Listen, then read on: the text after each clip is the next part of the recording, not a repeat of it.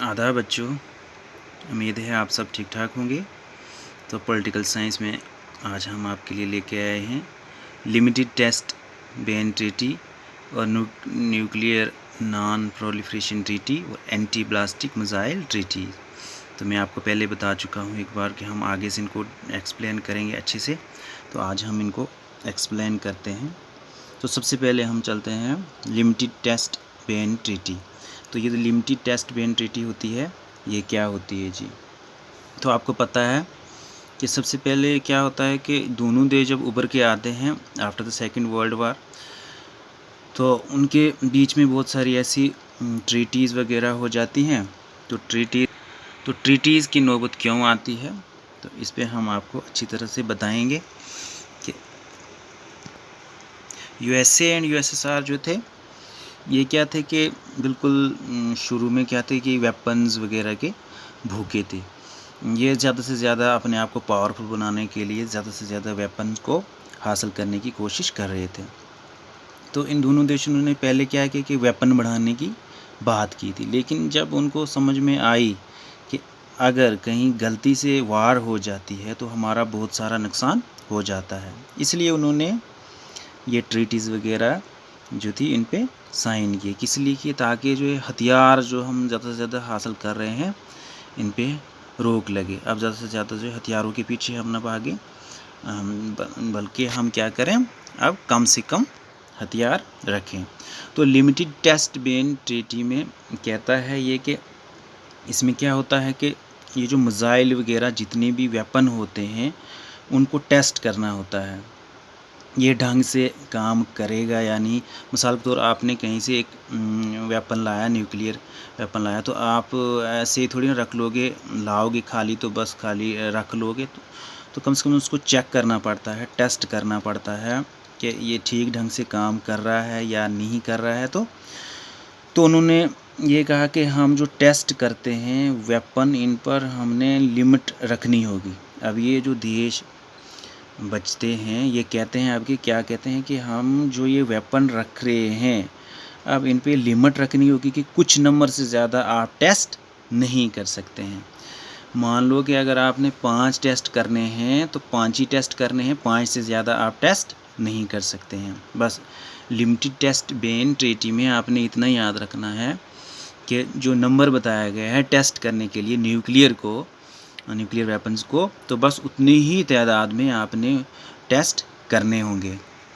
उसके बाद आपका आता है न्यूक्लियर नॉन प्रोलिफरेशन ट्रीटी। तो न्यूक्लियर नॉन प्रोलिफरेशन ट्रीटी, तो क्वेश्चन में आपका कहीं ना कहीं समझ आ जाती है अगर आप ध्यान से देखोगे इसको। तो न्यूक्लियर नॉन प्रोलिफरेशन मीन बढ़ाना, इसको ज़्यादा दूसरे देशों तक नहीं ले जाना या इसको ज़्यादा नहीं फैलाना। तो न्यूक्लियर नॉन प्रोलिफरेशन में इसको ज़्यादा नहीं फैलाना न्यूक्लियर को।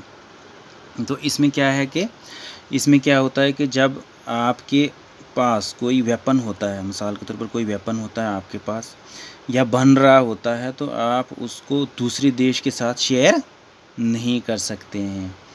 कि आप उसको नहीं बोल सकते हैं कि यार हम बना रहे हैं तो आओ भाई साहब आप भी बना लो, ऐसी कोई बात नहीं है। आप जो है दूसरे देश के साथ शेयर नहीं कर सकते हैं ऐसी चीज़। आपको मिसाल दें कि न्यूक्लियर नॉन प्रोलिफरेशन ट्रीटी में क्या होता है कि जैसा कि चाइना ने पाकिस्तान के साथ किया था। अब चाइना ने क्या किया था, न्यूक्लियस बना दिए थे और पाकिस्तान जो खुला उसका दोस्त था, क्योंकि इंडिया बीच में आ रहा था। तो इंडिया बीच में जब आ रहा था तो जो कॉमन एनिमी था चाइना का भी और पाक का भी, तो चाइना ने पाकिस्तान को क्या किया, न्यूक्लियर बनाने में हेल्प की थी। तो चाइना ने नॉर्थ कोरिया को भी हेल्प किया था। तो उस ट्रीटी का मतलब है कि कोई भी देश दूसरे देश के साथ टेक्नोलॉजी शेयर नहीं कर सकता है। इसमें आप सिंपली याद रखिएगा कि कोई भी देश जो है दूसरे देश के साथ टेक्नोलॉजी शेयर नहीं करेगा। उसके बाद आती है आपकी एंटी ब्लास्टिक मिसाइल ट्रीटी।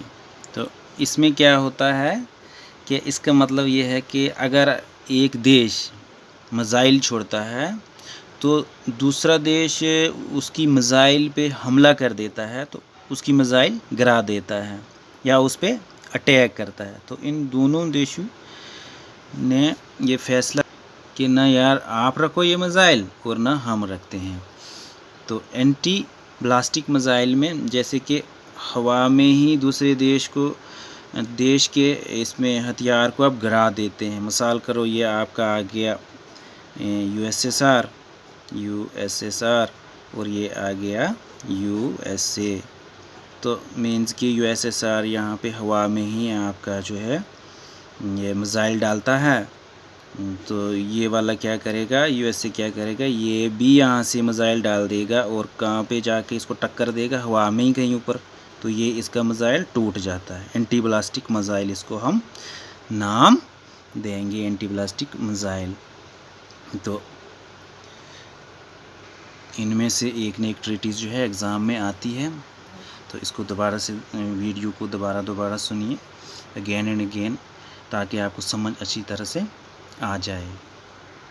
तो बाकी आज के लिए इतना ही काफ़ी है। Okay, thanks for watching my videos.